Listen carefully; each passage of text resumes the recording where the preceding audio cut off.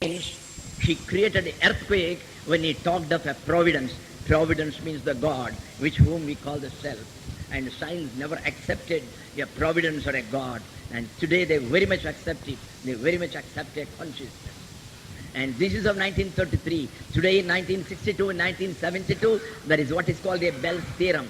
And the Bell's theorem is nothing but the truths of Vedanta. Now we move to the next. Niralambamidam sarvam niralamba prakashitam niralambamidam kritva niralambo bhavishyati. This shloka can have two different meanings, one on the gross plane and one on the esoteric plane. The one which is given in the book, because Bhagavan has got an X-ray eye, so he sees the esoteric meaning. People like me have got the gross eye, so I see the gross meaning.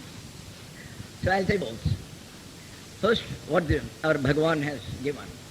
Niralamba midam sarvam, niralamba prakashitam. This entire world, idam sarvam, niralamba.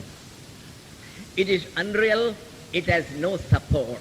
Yes, it has a support if you see it from the spiritual point of view, because even though the serpent is false, the rope having been mistaken for a serpent at dusk time, the serpent is false, unreal, but it has a support. Unless there was a rope, how could you have imagined there was a serpent? So the support was that Brahman, the substratum, the main support. But he is talking in the parlance of a common man who doesn't know Vedanta. So he will think, oh, I am sorry, imagine the serpent had no support. So in the same way he says, this world is niralamba, or alamba means dependence, support. Niralamba means that which has no support, or that which has no dependence, no independence, no dependence. So it is absolutely independent. This entire world has no support. In other words, it means it is unreal. Niralamba prakashitam. If it is unreal, why are you seeing it? Why do you see something unreal? It is being seen in the light of the Supreme Consciousness who doesn't depend on anything, who is self-sufficient and who is the self. So niralamba prakashitam. Prakashitam means it has been lighted. So you are able to see in the light of that Supreme Being. It is His light. In this you are able to see. These are all the appearances, disappearances in the curtain of that supreme totality of the consciousness. That's all. The totality of the consciousness is a big curtain. Their cinemas are taking place. You are seeing so many figures come, so many figures go, and that is the world. So niralamba prakashitam, niralambam idam kritva, niralambo bhavishyati. So he says, don't depend on anything. Do not seek the help of puja, dhyana, chakra, nadi, nothing, no pranayam, no rituals. Simply sit, be still, and know that you are God. To still your mind, stilling the mind, remaining without any thoughts, that is all. And that is called the Niralamba Yoga. Niralambam in krutva. By making yourself completely without the need of any other external dependence, then what will happen? Niralambo bhavishyati. Then that means you will become one with that Supreme Being who is Niralamba. He doesn't require anything. He is himself completely self-sufficient, the one who is Purna, the one who is all the plenitude, plenary. That is, plenary means he is full, he doesn't require anything. That's all. So niralamba midam krutva niralambo bhavishyati. So you just to take the help of that Supreme Consciousness, go into that consciousness, remain in that consciousness, and you will become that consciousness. That's all. And in a gross way, normally these tantric texts, they are famous for playing on the words, punning on the words, because in Sanskrit, one word has got different meanings. If you say Hari, Hari may mean a lion, Hari may mean Lord Narayana, Hari may mean a monkey, Hari has got about 20-30 meanings. So this is a play on the word by punning on it. He says, Niralamba midam sarvam. He says, this particular technique, first we referred idam sarvam to the entire world. But in this gross meaning, I am referring to this technique. This entire technique, it has got absolutely no external dependence. You need not depend on a fruit shop. You need not depend on a shop for the agarbat or those incense sticks. Nothing. Just to sit wherever you are on as and where is basis. Niralamba midam sarvam. Niralamba prakashitam. Who has told this entire thing? Who is telling to whom? It is the Lord Shiva who is published it, who is bringing to light. Otherwise it is a secret known to none. So it has been now brought to light. Prakashita means brought to light. Brought to light by that Lord Shiva himself, who is without any support, who is the unborn, who is without a cause, who is the ultimate source, and he is the Niralamba. Here Niralamba may refer to Lord Shiva. So I would say it means Niralamba Prakashitam. So this particular technique is something that comes from the most authentic source, because Lord Shiva himself has said. Then what you have to do? Niralamba midam krutva.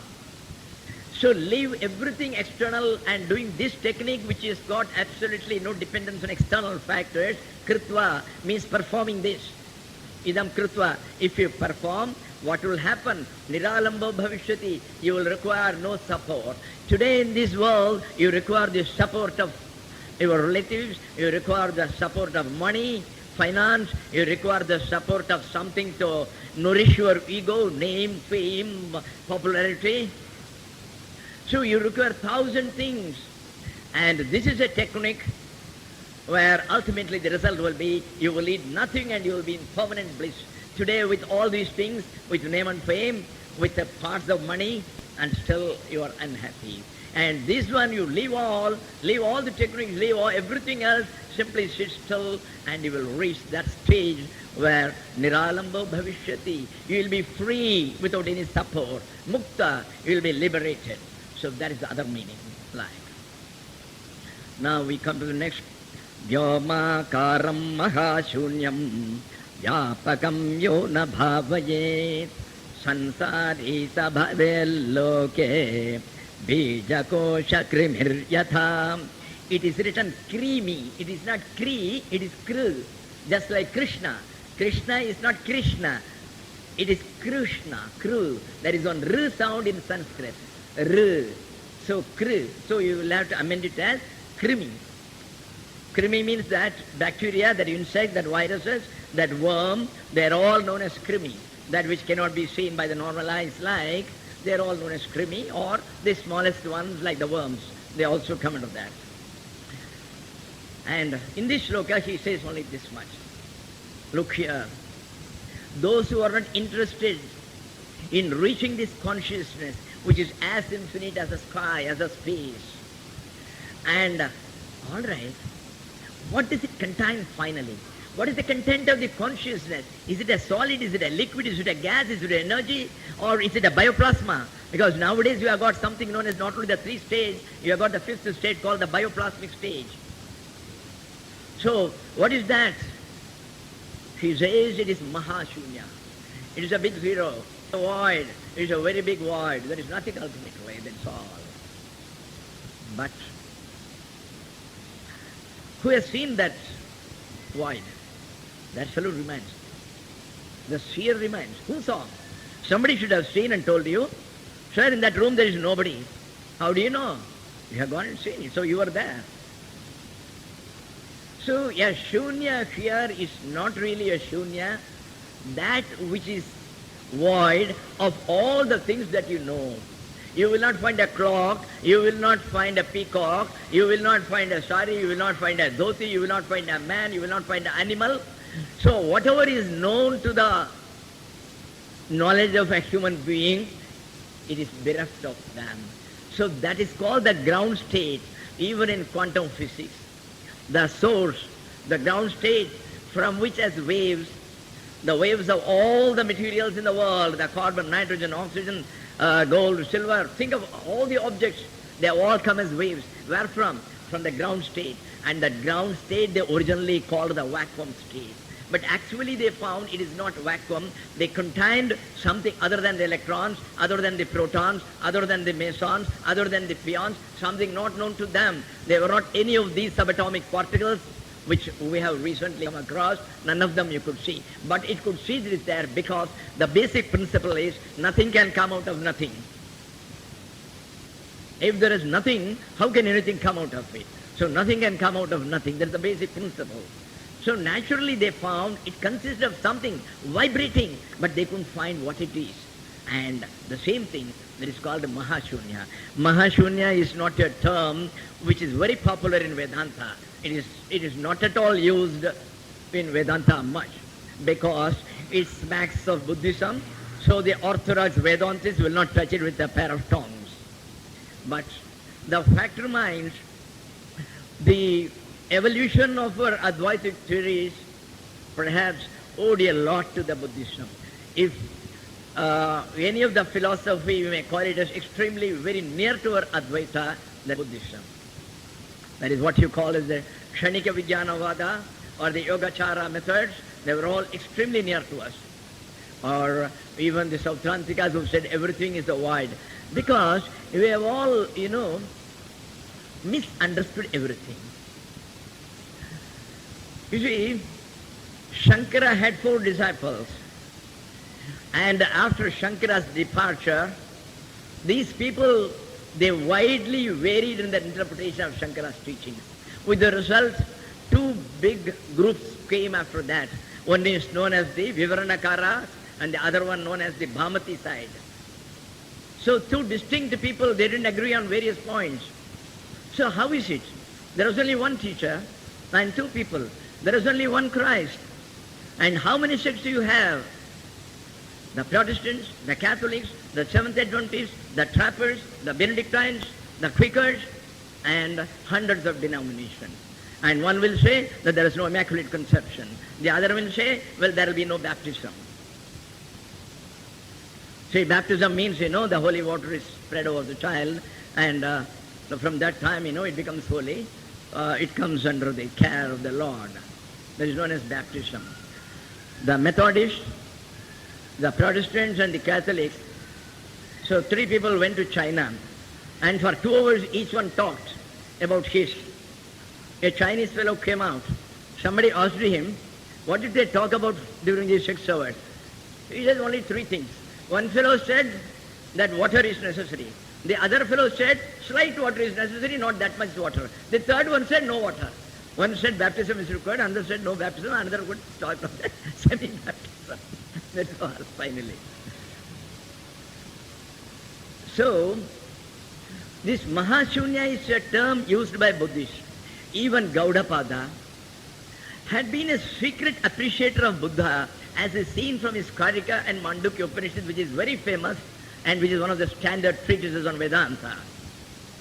There, the Alata Shanti Prakarana, the 5th chapter, wherein it speaks of the,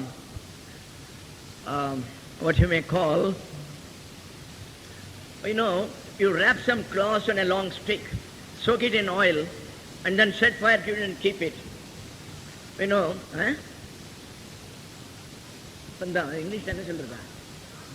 you can only say torches. Yes, you keep a torch and whirl it around, then it creates a diagram of a circle inside all with flame. So that is called alata. Alata happens to be a special technical word used by the Buddhas. Not only that, when he starts that particular chapter, he bows to Buddha in a way, he says, I bow to that man. And there the adjectives are such as are applicable to Buddha. Not only that, there are 2 or 3 places where he says, Naitad Buddhena Bhashitam. Well, this aspect which I am now telling it is new, Buddha has not touched on this aspect, he says. So, it is very clear that the Advaita, especially the Ajatavada, was perhaps heavily influenced by the Buddhistic thoughts. We are not concerned with Buddhism or Jainism or any isms. We are concerned with the ultimate reality. Wherever you get it, we take it. See, the question of ism should not rise, because The isms have arisen because they're inexplicable when it is being told. Each one tries to explain it from the aspect. It is something infinite. So the infinite seen from various places, it looks in various ways. Just like the 6 blind men and the elephant who tried to describe the elephant finally. The man who touched the trunk, he said, oh, it is quite long, like a pizzle. Another fellow, he touched the ears. He said, oh, it is just like that that particular thing which is there to winnow. So they call it for winnowing purposes, which is used, moram. So it is like that. So each one is having a partial thing. But even the people who had the full ideas, they are gone by a particular path, they are aware of that path by which they went, and they often say, you come only by that path, don't go by that path. They are all useless. It is only a few people like Ramana or a few people like Ramakrishna Paramahamsa or Ma Anandamayi who were able to appreciate that all the various paths were all paths there. All paths lead to Rome. So all paths lead to the Lord. It has been told by Lord Krishna himself in Gita, Mama Vartmanu Vartante Manusha Partha Sarvasha. In whatever path they are going, all the men are heading towards me. That is there. It's a fact. So he says, a person who does not try to get himself much in the totality of the consciousness, he will suffer. He will become so worldly and he will be involved so much into the world, he will be full of dukkha. He will have to suffer a lot. That is what he says. Vyomakaram mahashunyam vyapakam yo na bhavayet. Yo na bhavayet. The one who does not think of, bhavayati means to contemplate, to meditate, to think of. So the one who doesn't contemplate or meditates on that ultimate reality, how is it like? Vyomakaram, it is just like space. In the space, the air goes, sometimes fragrant with the scents, sometimes stinking with the stink of gutters through which it passes. But the space doesn't undergo any change. It doesn't stink, it is never fragrant. It is absolutely detached. Like that, all these creations are taking place like. I'm not taking, they are taking place. They are taking place like, as if, that's all. But the Lord is absolutely uninvolved. Vyomakaram, he is as infinite as the sky. Who can think of holding the sky? Who can think of holding this Lord? It is impossible. You can hold him to something beyond all your senses, only through your heart. Vyomakaram, mahashunyam. But finally it is a void. It is a great void, shunya. But what do you mean by the great void? It is void of all the objects of which you know. That's all. But it is plenary. It is full. Purna madaha, purna midam, purnat, purna mudachyate, purnasya purnamadaya, purnameva vashishyate. It is all full, full, full. That's all. The consciousness never declines because the thermodynamics says energy is never created, energy is never destroyed, the total energy of the world is a constant. In a similar way, the total consciousness of the world is a constant. There is no world, the total consciousness alone remains. And we call it totality because it is something which cannot be divided. It is something which cannot be undifferentiated. It is nirvikalpa. Who can describe it? And it is vyapaka. It is pervasive. All the dreams you get, what is the content of the dream? The content of the dream is the dreamer. It is the dreamer who is the content of the dream. All the dreams have been conceived by him. He is the material cause. He is very much in it. Just as when a pot is made out of the clay is the material cause of the pot, it always remains in the pot. In the same way. So all these dreams, content is he alone. That is why there is a beautiful chapter known as the Vibhuti Yoga in the Gita. If you are unable to still your mind, if you are distracted by the world, use that very world as a technique. You look at the entire world and go into ecstasy over everything. The leaves of a tree, the thorn in a tree, they're all he. What is there in the creation whose content is not that consciousness. So don't think of the form, go into it. See with your X-ray eyes and merge into that consciousness. Whatever you see is that consciousness. The leaf, the stone, the stick, the wall, the clock, the mic, everything you see, everything is vibrating with the consciousness. And it has been proved by the modern physics that every particle is dancing in its ecstasy like the Nataraj, and lakhs of particles in the entire space. They are holding hand with all the particles in you, in he, in everywhere, and it is a beautiful Rasa Krida which goes on forever. I will call it the cosmic Rasa Krida. So the person who doesn't think of that consciousness, which is pervasive everywhere, Vyapakam, it pervades every place. Where is the place where that consciousness is not? So it is Vyapaka, it is Mahashunya, it is Vyomakara, it is of the form of the space. And a man who doesn't do it, what will he be? Samsari sa bhave loke, loke in this world, samsari bhavet. He will become a samsari. He will become a worldly man, completely engaged. He'll be drowned in it. He will never come out of it. That's all. Always busy with marriages, busy with these things, busy with operations of eyes, busy with operations of dentures. And where will he be? And he will say, let me finish with them all and I will come to Bhagavan. That day may never come. God only knows. So he will be dying in this very world, in this very web. The world doesn't come and catch you. This clock cannot come and catch me. It is I who has caught it. I who have caught it. It is the Chaitanya, it is the conscious being which can catch. See, in Bhagavan's time, some fellow came and told, that knife has cut my finger. When Bhagavan said, yes, the knife came all the way and cut your finger. You went and cut in got yourself cut in it, and you are saying the knife came and cut you. In Tamil we normally say, அந்த கத்தி என் கையை வெட்டிடுங்க, கத்தி எப்படி வெட்டும்? It is not a Chaitanya, it is you who did it. So, he says, samsari bhaven loke. How? He is giving a nice analogy. The analogy is, bija kosha krimir yatha. That is what is called the silkworm. And if you know something about sericulture, and you go to those places where the silkworms are grown and they are taking out the silk, each worm, it prepares its own cocoon, it prepares its own avarana. It comes under the just like that. And then it is caught inside it, and then it is remaining with great difficulty. It comes out of it and people put it in hot water. I don't know about the entire process, how they come it. But it is just like the bija kosha krimi. Just like the silkworm, the fellow gets drowned in a web of his own making. This entire world is of your own making, because if you were to spend at least a few hours a day in merging yourself in that consciousness, thinking of that consciousness, if you don't have any time, doesn't matter, while coming, while going, while taking bath, you go on reminding yourself that I am that consciousness. Chidananda Rupa Shivoham Shivoham. I am that consciousness, I am that consciousness, I am always the Ananda, I am always in bliss. And you will reach that stage. There is no doubt about it. And we have finished 23rd. Tomorrow we will see 24th. Om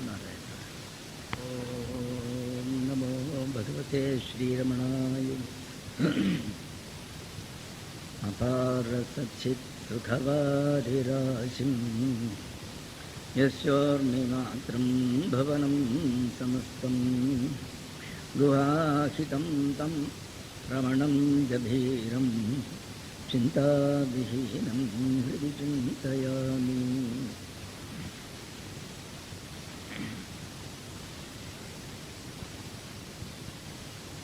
We are in the 24th stanza, number 24.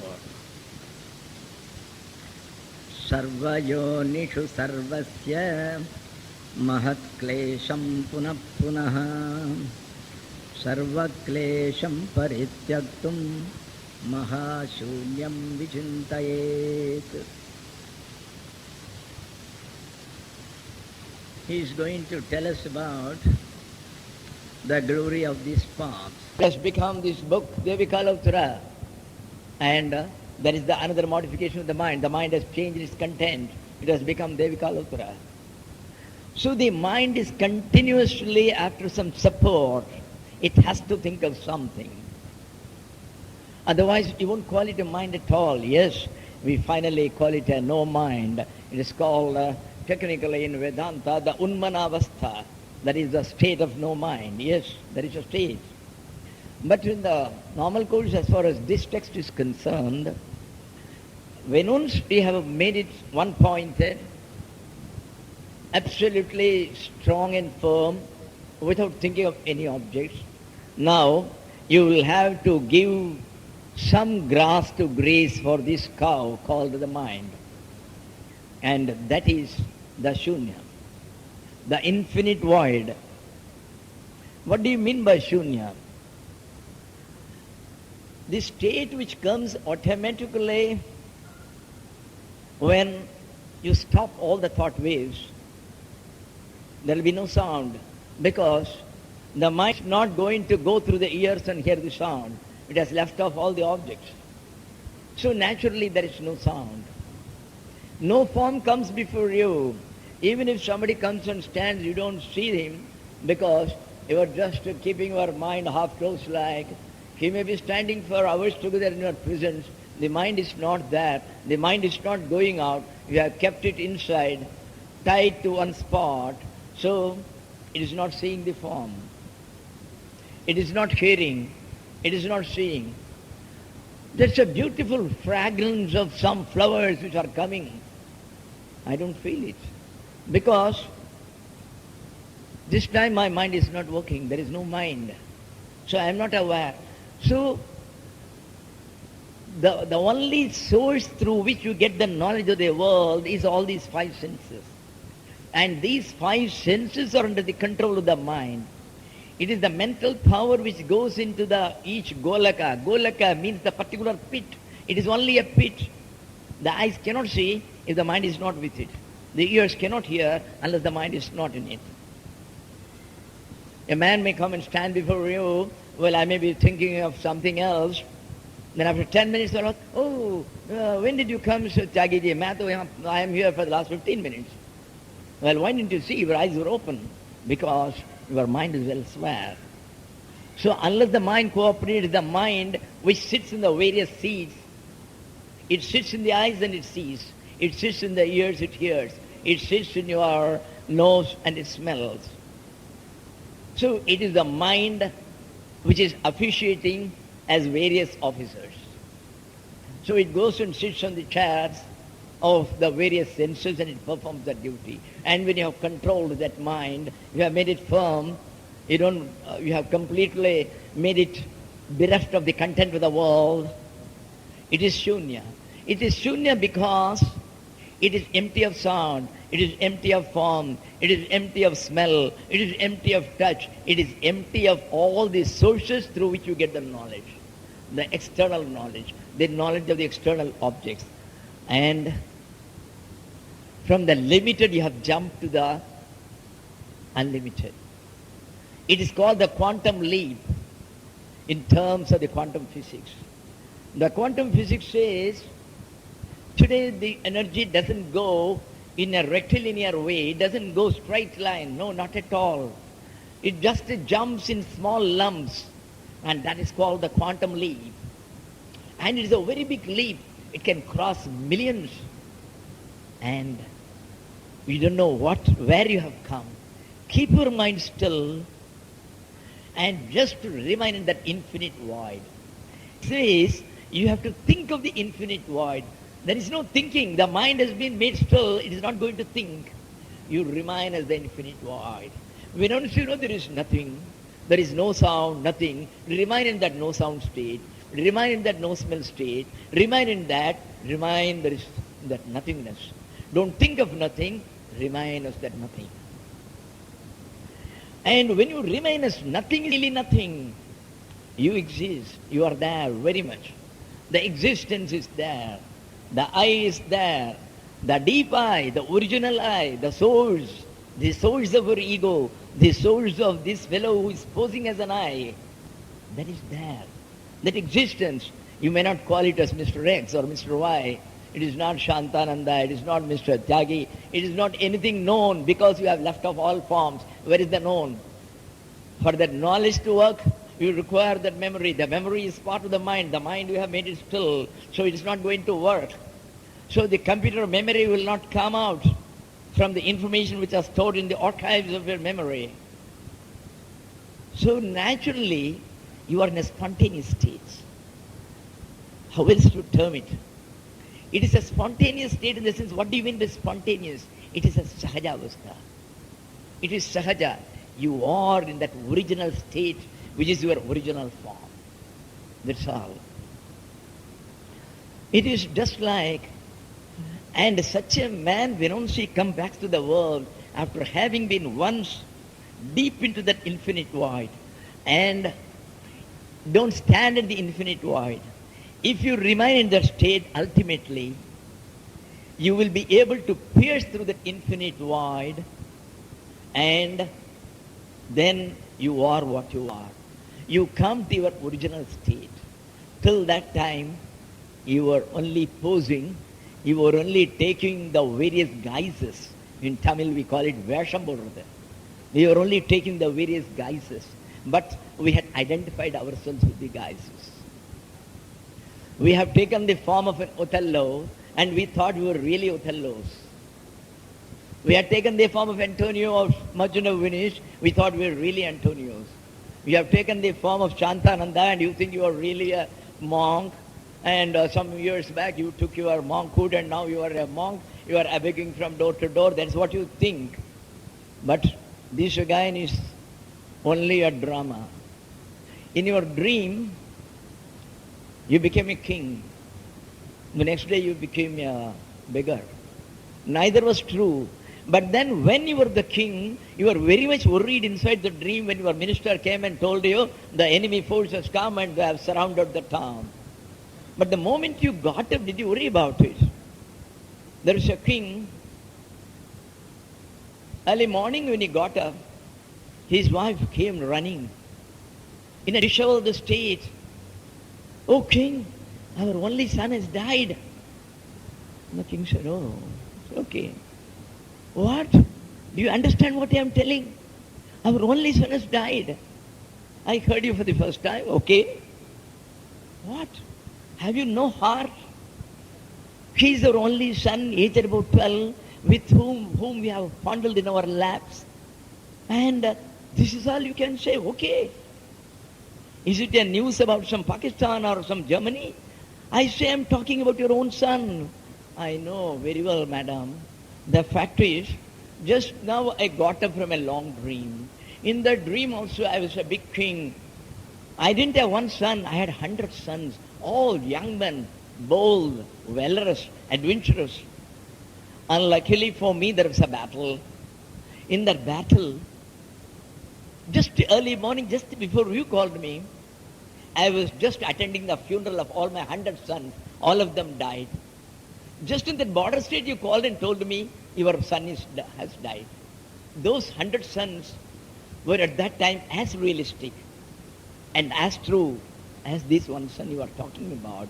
Do you expect me to weep for my 100 sons, or do you expect me to weep for this one son? For whom should I weep now?" So, that's exactly the state.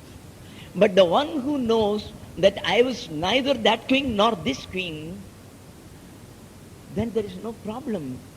All the problems are the problems of the drama. And I am not the drama. I am only posing as a drama personal. So, that is the state you are, and that is the state you reach when once you break the entire shunya, that so-called void, because inside the void it is not a void. The entire base on which the entire illusion of a world came, the entire contents of the world, the entire contents of all the jivas, you, me, the entire life of hardship, sufferings, the sukhas and the dukkha's, happiness and unhappiness alternating with each other. The entire thing came out of that. So you are one with that. You are the programmer. You are originally the product of the computer. And now you are the programmer of the computer, and you are yourself the computer, and you are also the product of the computer. There is nobody but you. But if you want, you can create any number of illusions for your entertainment, and you can do all those things. So you come to that source which is full, which is plenary, which contains everything. That is the state to which you are coming. And now here he says, Sarva yonishu sarvasya.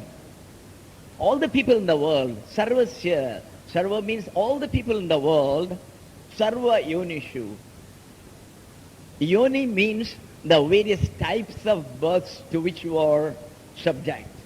That is, I may be born in this birth as a man, in the next birth I may be born as a reptile, I may be born as a snake in Brahmanashram, or I may be born as a worm, I may be born as a virus, I may be born as a bacteria, I may be born as a tree. So these are all the various yonis, the various animals, the various, entire vastness of the flora and the fauna, the trees, the plants. I may be born as anything. In whichever yonis are born, even if you are the highest among the yonis, is supposed to be the human birth. Even there.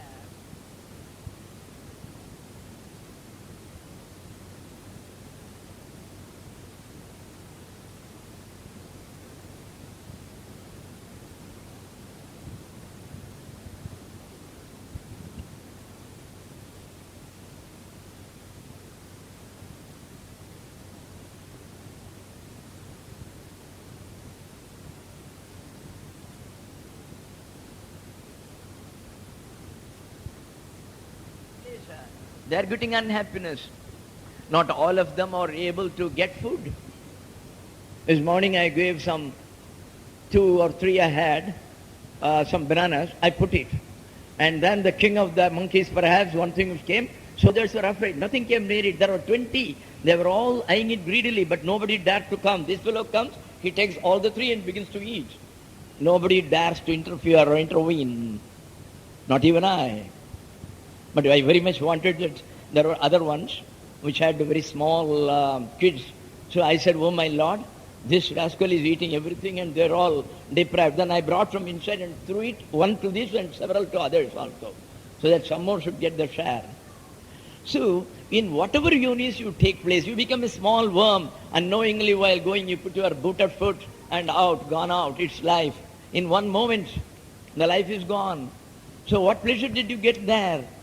And you think you are now a human being, and how many miseries you are getting. On the one hand, you think you get a pleasure when you get a gulab jamun. You think you get a pleasure when you get a telegram that you got a grandson. And then you know what it is like later on. Suddenly one day you will get another telegram. Your grandson is having a leukemia. We are going to have blood transfusion. So father, you please come immediately to New York. I am sending you the ticket. All worried. Oh my Lord, leukemia is something which is never curable. And you are having sleepless nights. And what a misery. And misery for what? For a drama event. The entire thing is a drama wife. The son is a drama son. The grandson is a drama grandson. And in the drama, a fellow, gets his hand hurt.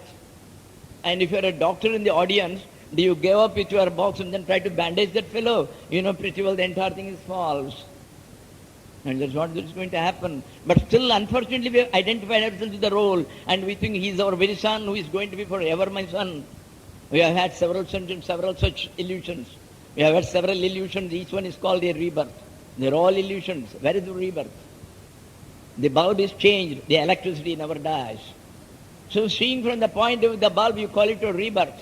From 60 watt, change it to a 200 watt bulb. The bulb is very happy and thanking you, Swamiji, because we are satsang. I got a promotion. Now I am a 200 watt, a little better than the chap. So I am so happy. It's ignorance. Where is the rebirth? But we are in this illusion. The illusion of rebirth, the illusion of birth, the illusion of death. But all these illusions cause you real misery, real hardship. You go and see a picture, a tragedy, how many people weep? Or in your dream, somebody comes and beats you and you feel the pain. So even though the dream is an illusion, the pain seems to be real. Even after you get up, you find that as if somebody has beaten you, and sometimes you feel psychologically that you feel the pain. So even unreal experiences can give you real experience, real effects. The experience may be unreal, but the effects are real. So it's all suffering and suffering only. Mahat klesham punah punaha. Mahat klesham. Mahat means a very great hardship, greatest sufferings. And what more suffering you want, even if you say, sure, I've been happy all through my life, I never had unhappiness. But the time comes when that fellow dies. He has to leave off everything. Whatever he has held dear to him. He has never told his wife, and he has kept 1,000 shares unknown to her. Now he has to leave them all. And perhaps he will never get an occasion to tell them because his throat is choked, he is unable to talk, and the 20 tubes are there in various manners. He can't even talk about it. So you are going to have Antakale Mahadukam. So the entire life of a materialist in this world, so long as you are in this material world, in any yoni you take, in any type of birth you take, you are definitely going to suffer. But Sarva Klesham Parityaktum, to escape, to leave. If you really want to abandon this entire hardship, sufferings, you want to escape from it, you want to prevent it, there is only one preventive method, and that is Mahashunyam Vichintayet. Think of that infinite void. Thinking of infinite void means remain in that void. Just remain. Nothing is there. Everything is there.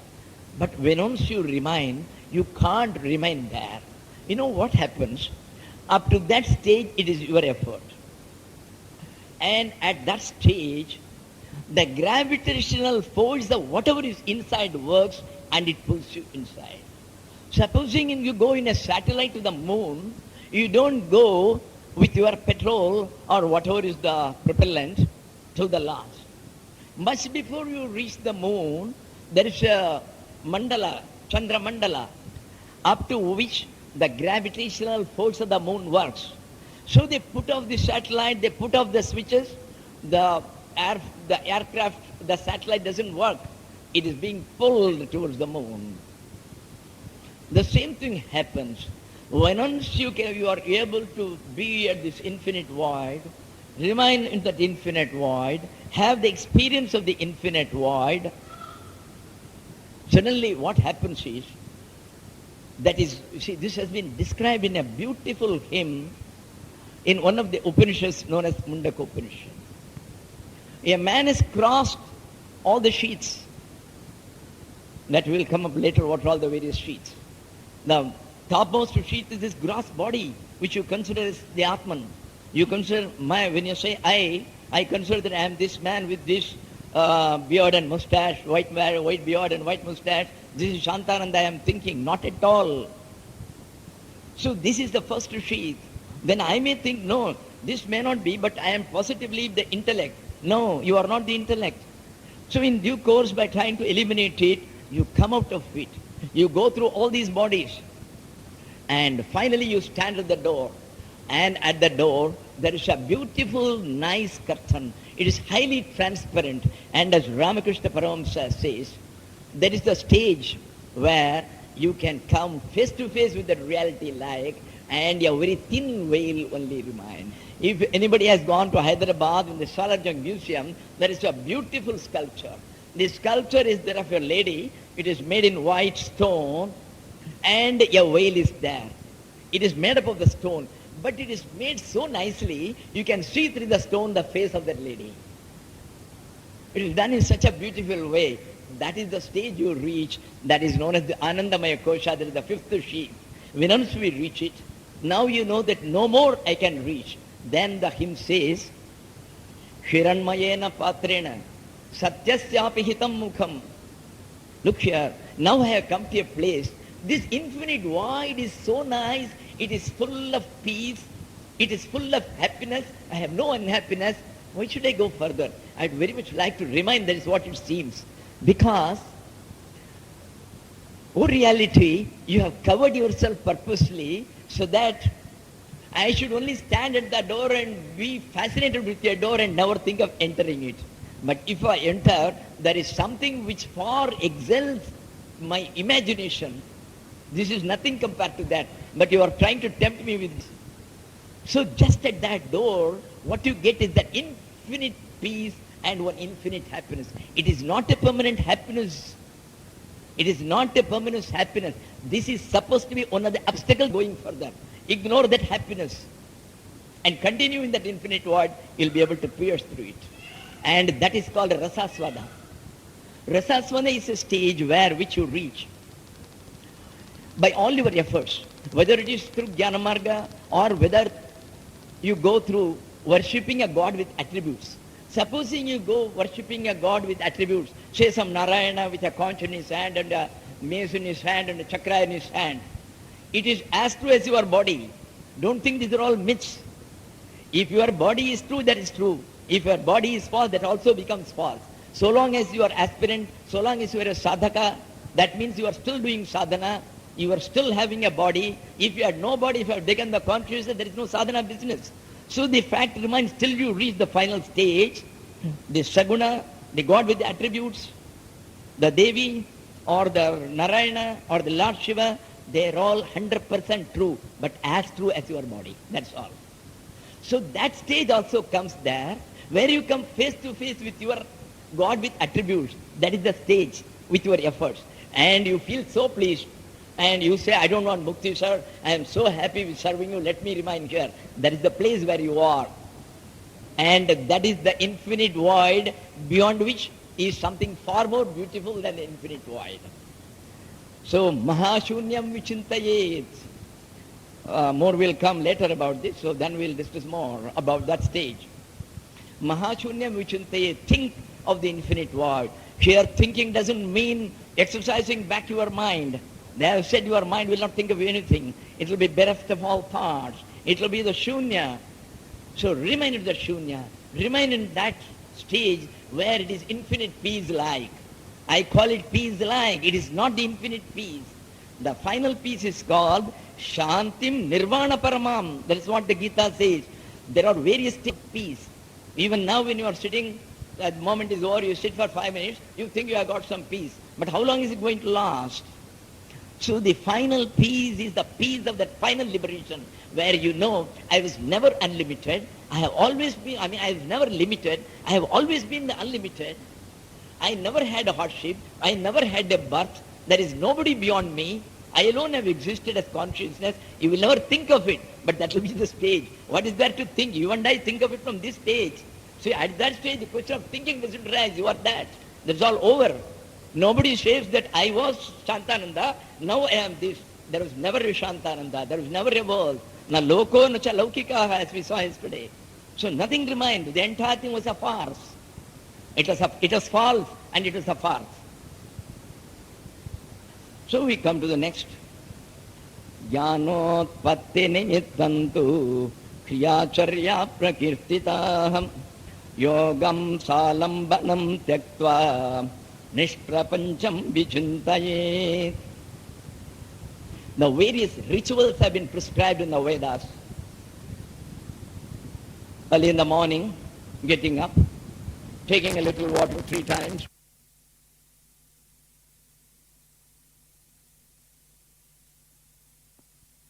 Taking the name of some Lord.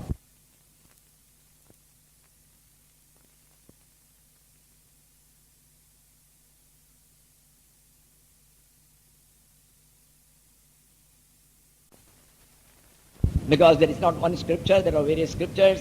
There is Pancharatra Agama for those people who believe in the Vaishnava Dharma, the Vishishtadvaita or the qualified monism. And then the Madhvas are there, the so-called dualists who have got different types of rituals prescribed for them in their smritis, in their kalpas, in their dharma sutras. So there are various types that whatever it may be, why have they all been prescribed? All these have been prescribed finally with a view that after doing all these activities, you will come to a stage of knowledge. Well, my Lord, none of these rituals are going to help me. Leave all, remain quiet, and you get it.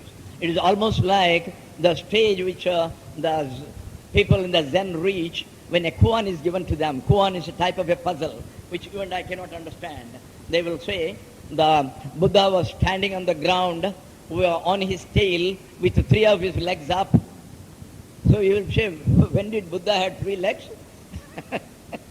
So the entire thing will look impossible. They will say, come on, go on thinking of it. For lifetime the fellow will go on thinking. And then one day he'll say, oh, my Lord is beyond me. He just lives off everything, no support. It is Niralambana Yoga. The mind becomes quiescent. Well, there comes the Big Bang, the explosion. She gets the liberation. So it's almost like that. So jnanotpatti nimittantu, nimittam for the sake of. So that in order to enable you to get that ultimate knowledge, that supreme knowledge, jnana utpatti. Jnanotpatti means for the arisal, utpatti means the arisal, the birth.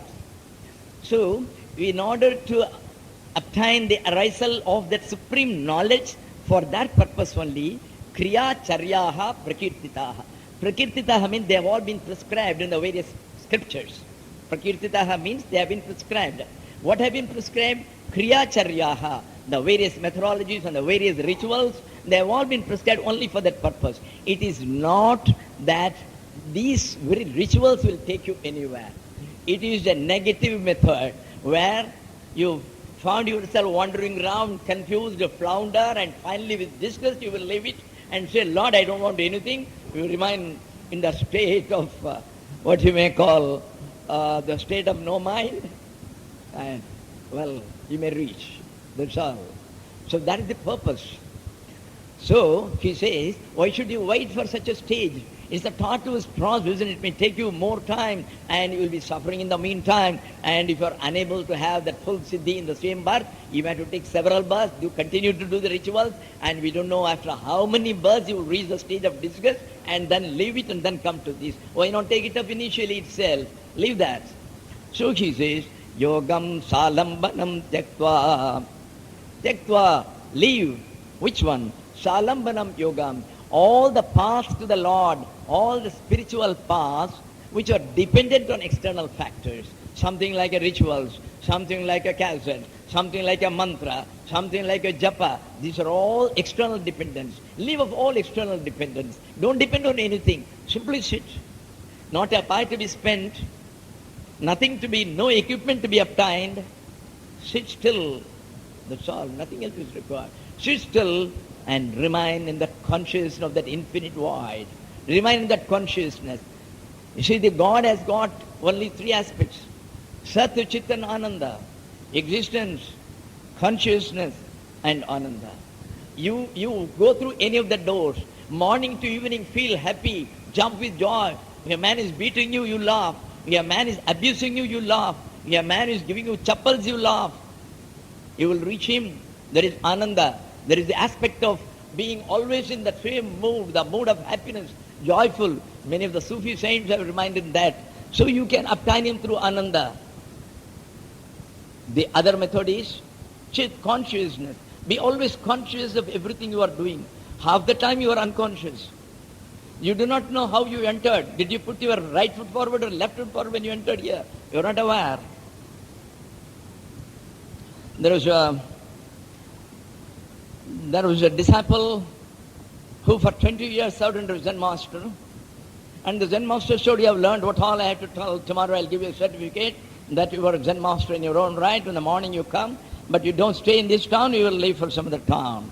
In the early morning he came with all his bag and baggage, an umbrella, a kamandalo, and a bag and all these things. And it is not considered good etiquette to go into the guru's room taking the umbrella and all these things, so he kept them outside. The moment he went, when his guru asked, hey, have you not come prepared for getting out? Yes, sir, I have brought all my luggage. Where are they? I have kept them outside. Where did you keep your umbrella? Left side or right side? Left? No. Right? No. He didn't know. Things were done just unconsciously. He had kept it somewhere. He was not aware whether you kept it on the right or the left. Where did you keep your bag? No, I don't know. Then the teacher said,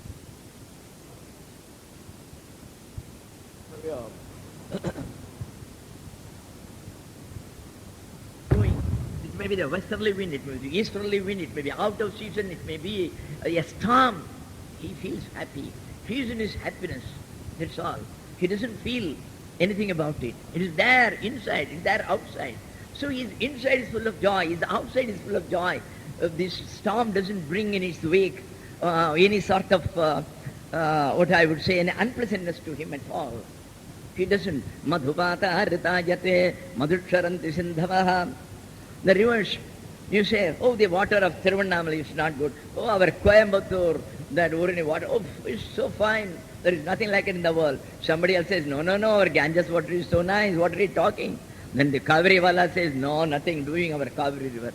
So one may like Kaveri river, another may not like this water. So you make so much of distinction and you bring your own bottles nowadays for going. A time comes when even if the gutter water is given to you, it won't do any harm to you because you are beyond all, you are full of joy. So that itself, is protects you. It is the joy which makes you healthy. All the cells are its maximum health.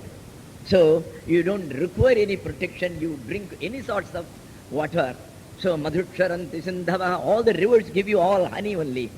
Madhvi Santoshati, take any type of vegetables, all look like honey. Madhunakta Madhoshati Madhumatparthivagam Rajaha. People get allergy. Oh, it is all due to this sand. Here, it is so much of that red sand. The moment I go in, so much of pollution. No, you get madhumagam, parthivagam rajaha. All this bhumi's dust, it is all honey to you. No harm will ever befall you. There is no need for any antihistamine or anti-allergic. So that is the stage we reach when it is bahyabhyantaram. It is inside, it is outside. It is all bliss.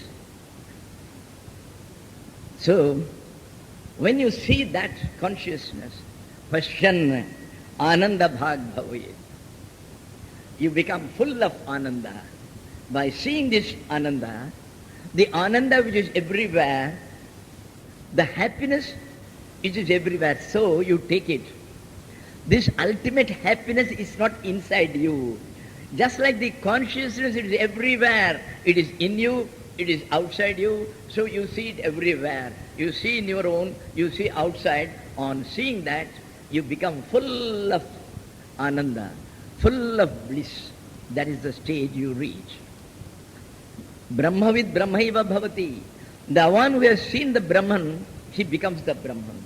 The one who is able to see that super-consciousness, who is able to come face to face with that consciousness, when he is there, he cannot remain there, he dissolves. It is just like a Saul Doll went to the ocean, he was appointed a surveyor of works. So somebody told him, you go and find out the average depths in various places in the ocean. So he took his measuring string, the doll made up of salt, it went inside the ocean. When will it come back? It gets dissolved. That is what happens to us. So, that Pashyani, Anandabhag, these are all relative terms in order to explain the inexplicable for us people. It is something which cannot be explained, so they are trying to explain it in such words. These words cannot connote 1/100th, 1,000th of what it means. So you have to take it as you reach that stage, that's all. Who has seen it and who can explain it? Who can explain it? The person who had seen it, he never returns to explain. The only one who can explain is Lord Shiva, and he is explaining it. He is the ultimate. He only is there who is the witness of all. So he is able to explain it. Nobody else can. Next. Nirindhano yatha vanhihi swayameva prashamyati grahya bhavan manastadvate swayameva praliyate. All right. He had told in the 28th that the body disappears because it is different from the body. Dehat bhinnam tathevacha. And then you said only you have got that idea of Asmi, I am, that Amras is there. It is the Chaitanya. And then you said it is all pervasive. It is okay, perfectly okay. What about the mind? Where does it go? Where is it? You said you hold the mind. I have been holding it without anything, but where does the mind go?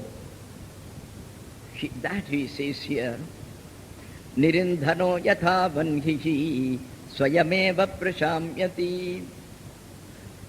You are having some, see, in the olden days we didn't have gas, so we had wood as fuel.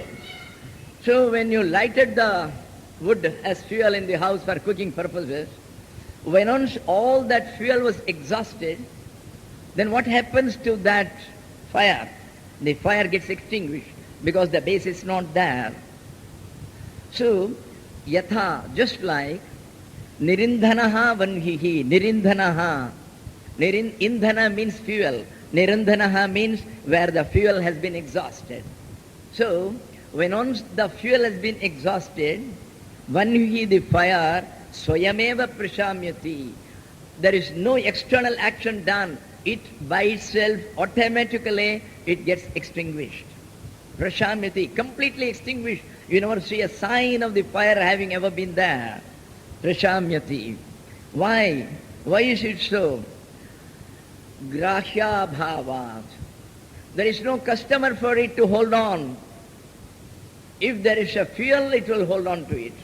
Now the customers have all left. There is nobody else. There is nothing to which hold. Mind requires a prop. The mind by itself, it cannot remain alone. The moment you deprive it of all the objects, you know what happens? It goes back to its source. Because there is no other way. It requires some object. So whenever you say mind, it means a thought.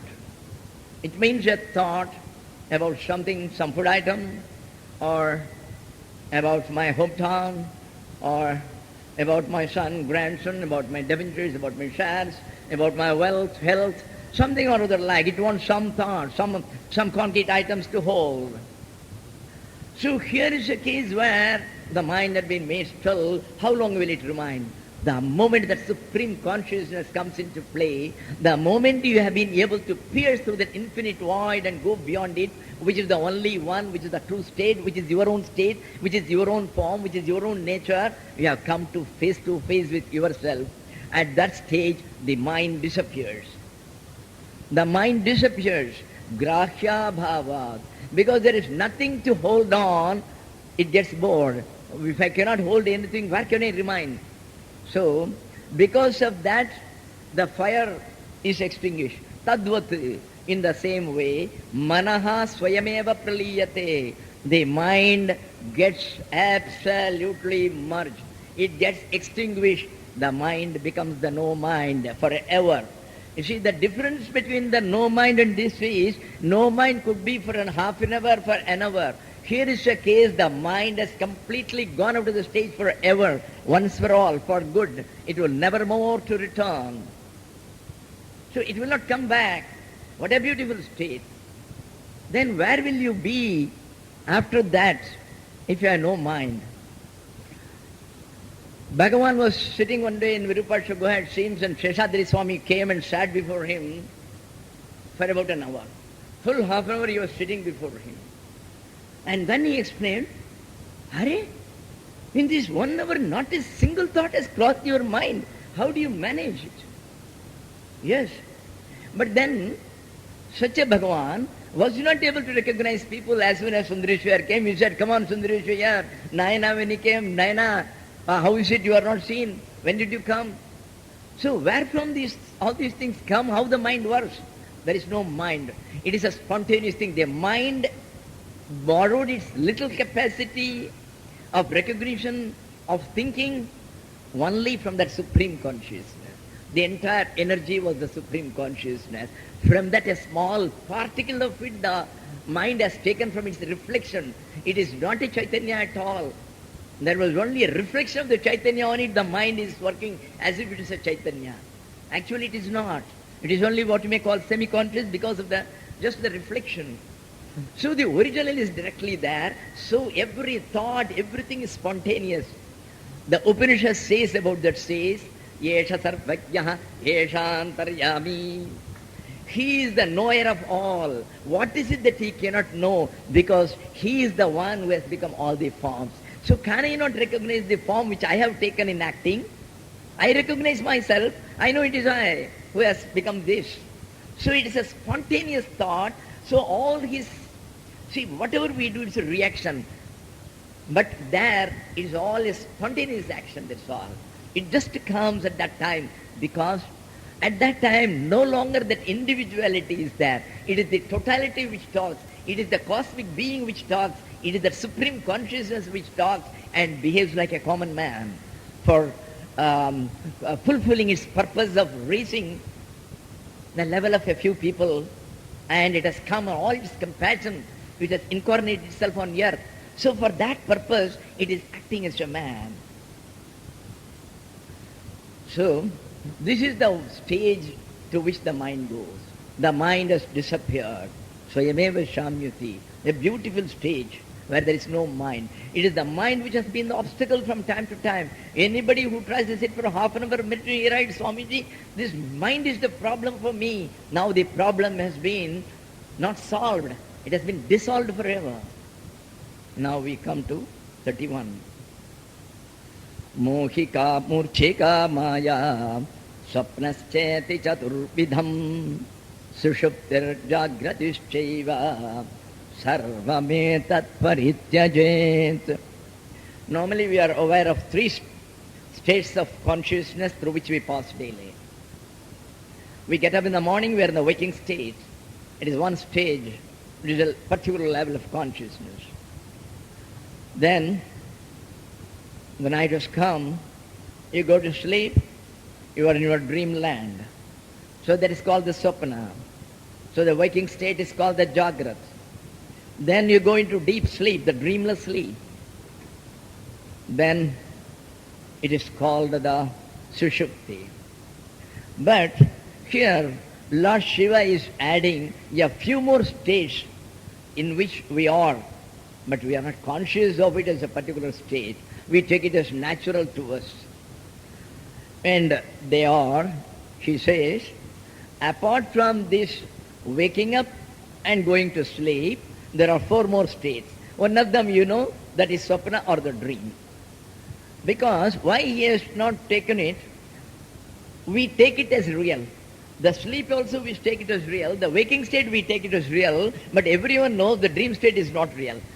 Actually speaking, all of them are unreal, but he's again talking from our level. See, Lord Shiva knows our level. So as this book is meant for your consumption, your understanding, if he is going to talk at his level, none of us has got that antenna as is capable of grasping that wavelength. And that is why he is talking from our level. He has categorized Swapna among the various other things, none of which is real, and we know that they are not real. The first one is Mohika. Mohika means that infatuation. That the infatuation represents that your basic understanding. See, there are two words used which look almost similar, but they have got different connotations. One is Maya and another is Mohika. These are the two which will confuse, others we won't confuse. One is Mohika, that which puts you into an infatuation, and Maya. Maya is delusion. What is the difference between this infatuation and what is the difference between this Maya? This Maya is on a mental level. This infatuation is more on the level of the senses. In the sense, there is nothing like human beings, there is nothing like the world. Na loko, nacha laukikaha has already said. The world doesn't exist. But still I am seeing. I am seeing what? I am seeing different people in different garbs of different ages, of different background, with different qualifications sitting there. So I am seeing a diversity. So why? This is not the true form. Each form is a consciousness. But I don't see that consciousness. Each form is the Brahman. Each form is myself. But I don't see myself. I see Mr. Tyagi as Mr. Tyagi, Mr. Natarajan as Mr. Natarajan. And immediately my mind brings into conditioning, oh, who is Mr. Tyagi? Mr. Tyagi comes from Muzaffarnagar, Mr. Natarajan, he is working in the library. All these thoughts come. So, immediately this gives a relationship. Oh, he is my friend whom I know him for 20 years, he is a friend whom I know him for 30 years, but recently has been indifferent to me. One day I asked him for a help, he flatly refused. No, he is no longer my friend. This is all the moha, the infatuation. The infatuation doesn't work only one side, because we normally think infatuation means only attraction. The repulsion is equally a part of attraction. It is the other end of the same scale. So as such, here the word, because there is no other word to use, moha doesn't mean attraction. But unfortunately, we don't have any words to express in English. So mohika is that which deludes you as regards the form only. So the form, I am seeing some diversity, certain very things, while all the atoms are made of the same thing. It is just like a lady who is seeing the bracelets, who is seeing the kantahara, who is seeing the kundala, who is seeing the nose ring, but who doesn't see the gold. Her husband, the goldsmith, is looking at the gold. So that is infatuation, which makes you think that this hara is better than the bracelet is better than the anklet is better than something else. So this sort of comparison, these are all due to the moha, because you are seeing the different forms. So this state where you are able to see the different forms, that he calls it separately as a mohika. No doubt in our orthodox Vedanta, we consider them as part of Maya, because Maya, we say, has got two tendencies. One to project and another is to cover. It covers the original self, it doesn't allow you to see him. Well, if that is so, it is less dangerous.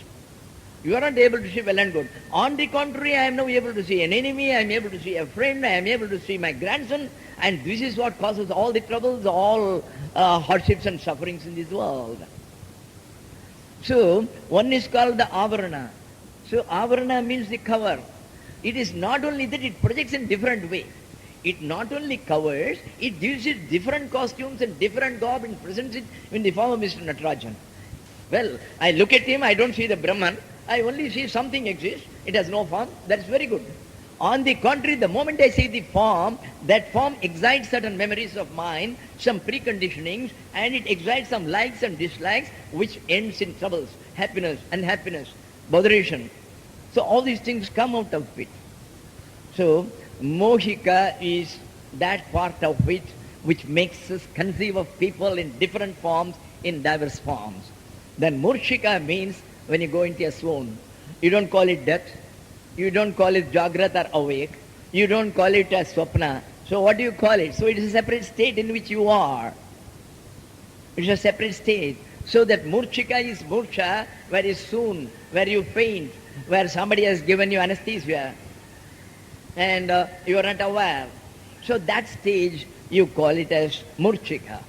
Then comes maya. Maya, as I said, is the relationship. It is not the form alone.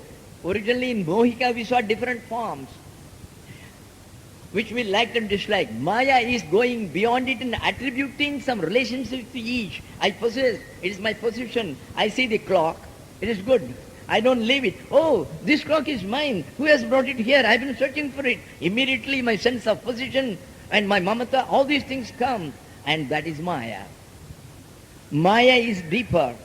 It is based on the mental relation which you count, which is called the phenomenal world. I told you originally, according to Vidyaranya, there are two types of creations. The God created the various things. God created the animal. God created the created men. It is you who created, that is called the Jiva Srishti. You created the phenomenal world by saying, this tree is mine, this tree belongs to the ashram, this peacock is mine, it has been coming only in my house for the last 3 years. It doesn't belong to the ashram. So this sort of differences, differentiating the question of possessor, possessionship, and then you say that this is my neighbor who is my enemy, this is my neighbor who has been helpful to me. So these sort of distinctions, all these things which are going to create all the types of troubles. So this is that phenomenal world, that noumenon. Noumenon means the base, that base consciousness, the original supreme consciousness. The noumenon has taken several forms, and that world you call it the phenomenal world. So she says, don't be in any of these states. Sarva metat parityajvet. So all these first 4 types, the infatuation, the state of fainting or swooning, the state of delusion or maya in the phenomenal world, swapna, the dream state, then sushupti, sleeping, jagrati, waking, all these things you should leave. You know, sushupti or sleep, it has been defined in a very beautiful way in Mandukya Upanishad. We all know what is sleep. But it has been defined in a very beautiful way. The Mandukya Upanishad, there is the original Mandukya. Yatra supto na kanchana kamam kamayate, na kanchana swapnam pashyati, tat sushuptam. That is the only state where you have no desires. All desires go away when you are asleep. That is the only state. Otherwise, during the entire day, you want something or that. I want this, I want this, I want this, I want that. So all desires go only in Sushupti. Yatra suptaha nakanchana kamam kamayate. The man who is asleep, he doesn't desire for a single thing. So that is the definition there. It's a beautiful definition. So sarvametat parityajet. You leave it all. Is it possible to leave it all? Do you think at your pleasure, supposing something happens, you swoon, was it in your power to avoid it? Can you leave it? You can't. Is it in your power to prevent dreams from coming? No. I don't think there are even medicines which can prevent the dreams from coming. The REM goes on. There are illusions. So it can't be. So, what is it he says? Sarvametat parityajet. The only way is, you hold on to your consciousness, everything will leave you. It is not a question of you are leaving them, they will leave you. That's all. Completely remain in that consciousness. So it's a simple thing. Even people who find it difficult to understand these technical terms of Vedanta, this consciousness and all these things, or amness and all that, a very simple thing for the common persons. People believe in some god, people believe in Devi, people believe in Rajeshwari, Rajrajeshwari. From morning to evening, whatever work you are doing, you just mentally think, Mother, I want your presence with me. Be present and be feeling the presence. By imagination, you think that Devi is always sitting by my side. She is there, so she infuses all strength. My mother is always sitting with me. Rajrajeshwari is always with me. So why should I worry? So whatever the crisis, wherever you are, suppose you get night 1 o'clock, a young girl, she wants to go alone in the Giri Pradakshina. She is afraid. Invoke the presence. And what is presence? Presence is consciousness. I told you, Sat and Chit or Abhinna, they are the same. So a simple thing, at all times practice the presence of the Lord with you. That is what Brother Lawrence did. That is what Paramahamsa did. At all times, whenever they wanted. When Totapuri asked, would you like to take sannyas? I find you are a bright boy. I would like to give you sannyas. Advaita Diksha. He says, I'll ask my mother. So he comes within a second. He says, why? You didn't go home. He said, no, I asked my mother. Which mother? He says, this mother. She is always present with me. So I just asked her, Mother, some fellow has come on Totapuri. Then she told me that she has sent you. So okay for me. So they practice the presence. Paramahamsa Yogananda used to do it. And people like Bhagavan who are in that jhana states, they are always in that consciousness. They are always in that presence. They are themselves that presence. They are themselves that easiness. So they need not call any presence. So long as the Dvaita exists, well, you have to invoke the presence. So that is the method. Live in consciousness at all times. Then there will be no Swapna. The Swapna will be there. The consciousness will continue. That Swapna is as good as not being there. Its presence and absence will be almost synonymous to you. So that will be the stage. To me it looks that is the only way in which it can be left. Of course it has not been mentioned as to what are the methods.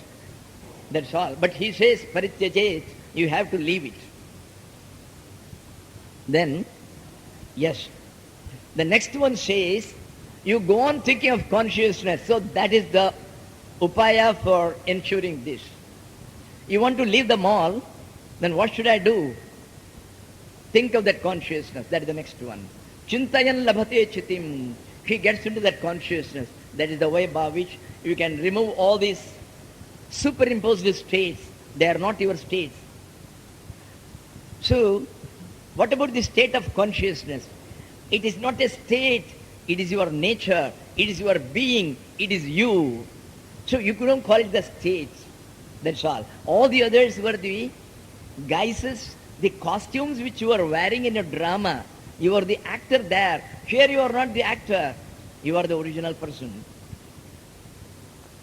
So how to do it? Now he says, we are coming to 32. Dehat sushmagatat pranat chittat buddheraham krite sarvasmad bhinnaye vayam chintayan labhate chitim. This is given in a slightly different way in all our Vedanta. It's an essential methodology for any spiritual path and the Vedanta which you take up. This is known as the Panchakosha Vicharana. It comes in Vivek Chudamani, it comes in Panchadashi of Vidyaranya. So there is no Vedanta Grantha which does not talk of transcending the 5 sheets. What do you mean by these 5 sheets? There are 2 types of categorization of our bodies.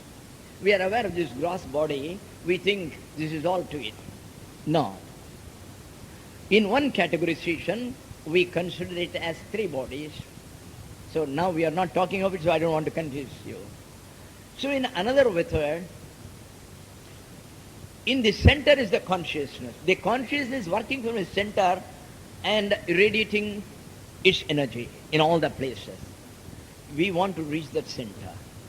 Center again, don't think that it lies inside you. The center could be anywhere.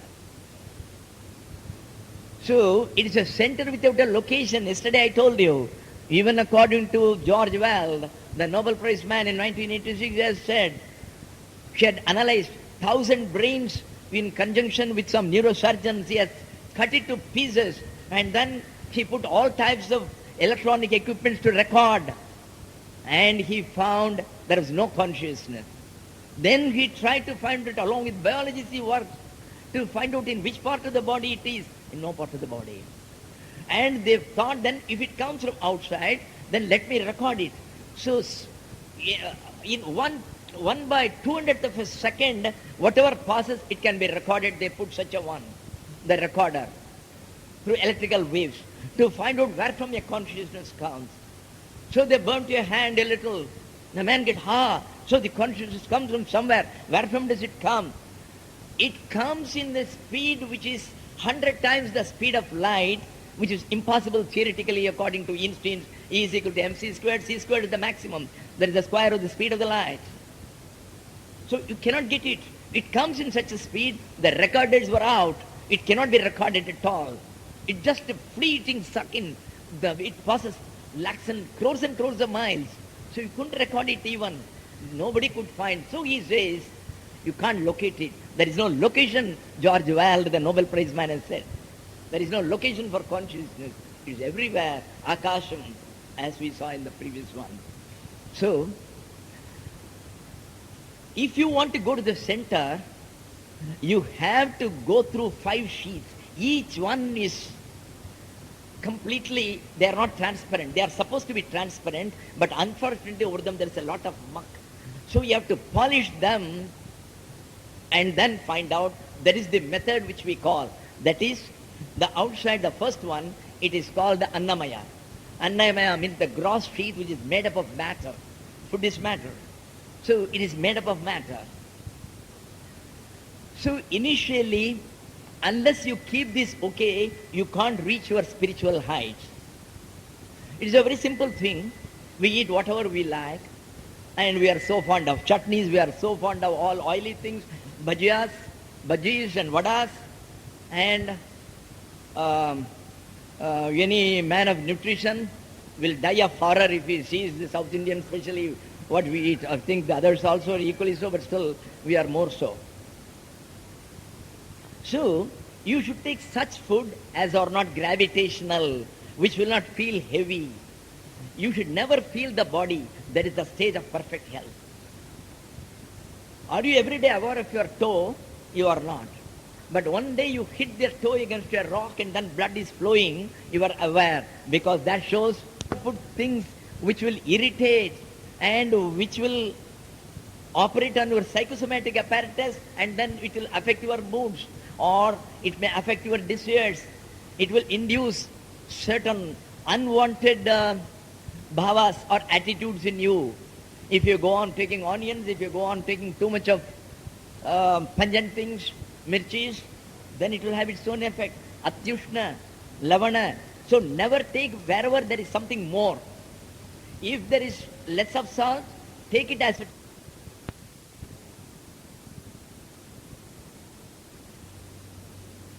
factories in it. So yatayamam, gatarasam, puti paryushdam chayat. Gita gives you how to keep that body like that. So there is a different method. So first is the gross body, Annamaya. Then you come to Pranamaya.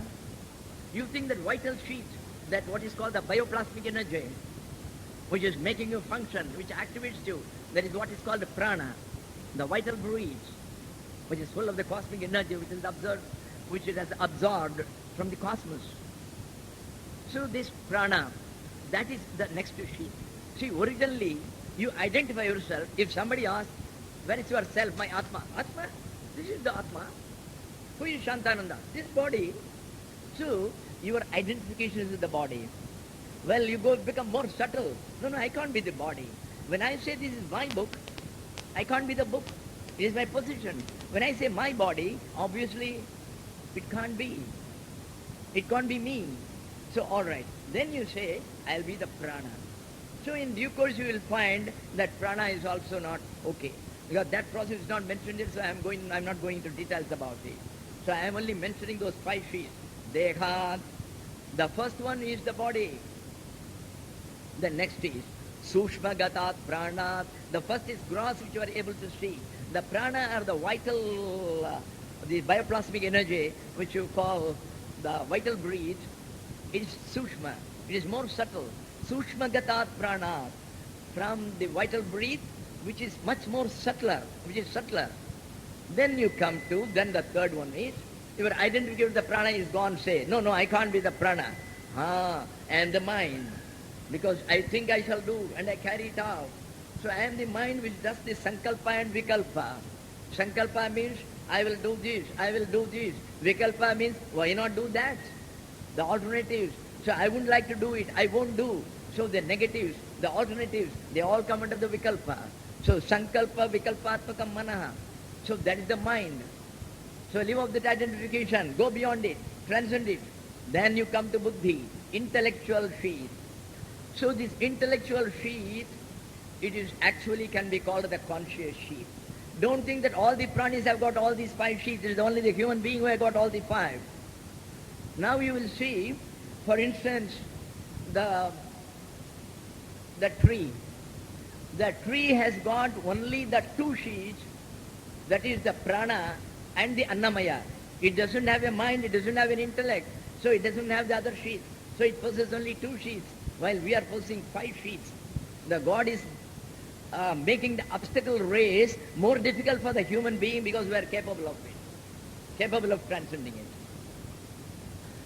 Then, prana, chitta. Here chitta means the entire mind. Buddhehe, that is what is called the Vijnanamaya Kosha, the conscious body. The point is, we are never conscious, so the conscious body is never developed in us to the extent of our being conscious of it, but it does exist. And that Vijnanamaya Kosha, it is very near to the Lord. There are only 2 koshas, Vijnanamaya and Anandamaya. So, Buddhi. Then the last kosha is called, we call it as Anandamaya, but it consists of that simple ignorance where you say I, that ahankara, the false I, the ego, that is called ahankara. So at that time, the I is remaining quietly. That is happens in sleep. So that is the Anandamaya Kosha. That is the last, where you get immense bliss. You get, see, in the sleep, you get so much of happiness, you don't feel like remaining for 2 nights in succession. If you lose your sleep, you go to your doctor and get a barbiturate or get some compost or some of these things. You can't remain, sir, I am unable to get sleep even for 1 hour. What shall I do? Take 2 more, take 3 more, 12 o'clock, 1 sleeping tablet. And people want sleep. Why? Because it is full of bliss. But unfortunately, it is not a bliss which is everlasting. It is a bliss which comes and goes, and the rest of the things are all waiting to catch you as soon as the morning comes. So the I is just waiting. The I has not been lost. The I is lying in wait, which is more dangerous. So that is called the Ahankriti or the Anandamaya Kosha. Now, the way here what is told is, you should always do this sort of a vichara, because Without this vichara, you can't leave those superimposed states of swooning, of waking. You cannot leave it. And that is why this vichara has to be done. You will have to say, I am different from this. That supreme consciousness is something which is independent of all these things. That which exists, it exists even when there is no body. That is why when a person dies, we do quickly, we take it there for the cremation ground. When the body is burning, the soul which has come out with that individual soul, it is feeling that heat, it is crying, oh Lord, oh Papis, what have you done? You have set me into fire. But when once it sees the body is gone and still it is there, oh my Lord, so I am. So it is in that state that I am never goes. So the conscious state is not dependent on the body. So I am not the body. The prana goes, still I will be remaining. The bulb may fuse, the electricity remains. So you will have to think and say that I am not the mind, I am not the intellect, I am not the ego, I am not the deha. So this is a process which you have to do. Here it has told it in brief. It only says, Sarvasmat bhinna evayam. Sarvasmat, from all these things, I am bhinnaha. I am means this supreme consciousness, this supreme ananda, because we are talking of that ananda. From ananda or that satchit, we are coming further. So that supreme consciousness, it is different. Thus, by going on thinking of it, when you leave off all these sheets, don't identify yourself with intellect, don't identify with the mind. I am not the mind. So you are holding it tight. You are not allowing it to go anywhere. So reject your body. Don't bother about the prana. It's automatic, it goes on. Don't assume anything. This is my prana, my breath. Absolutely nothing. And remain in that consciousness, then automatically you are living only in that consciousness.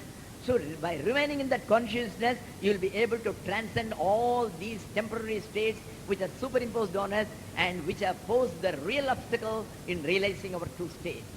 Oh,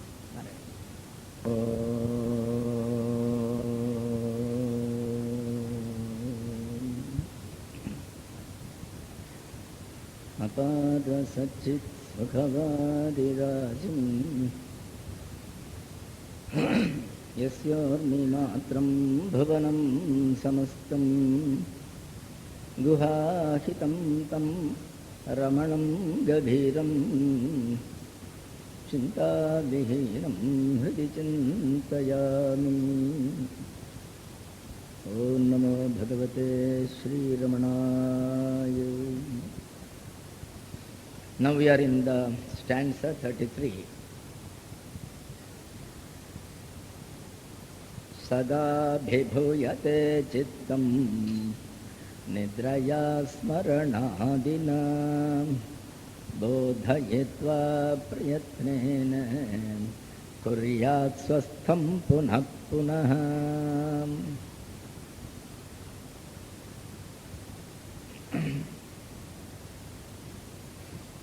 Now, he is telling the means,